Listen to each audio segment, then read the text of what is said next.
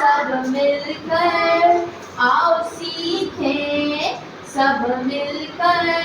کیا کہتے ہیں اردو کے حروف الف انار بڑے مزیدار الف آم میٹھا میٹھا آم بے بندر چلو گھر کے اندر بے پتنگ ہوا کے سنگ تیتا تتلی پھولوں سے وہ نکلی تیتا ٹوپی سر کی ٹوپی سے سمر ہائے میری کمر سے سمر ہائے میری کمر ساتھ میں پڑھیا